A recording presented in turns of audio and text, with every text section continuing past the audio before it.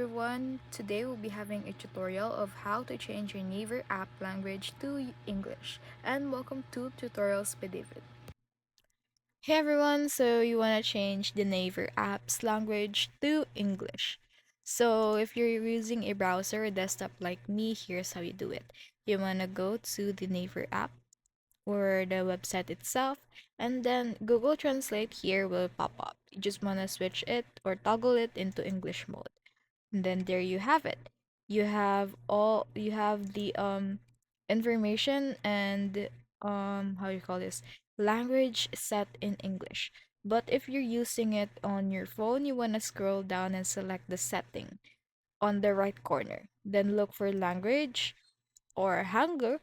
Tap it and you'll see a list of available languages. You want to choose English.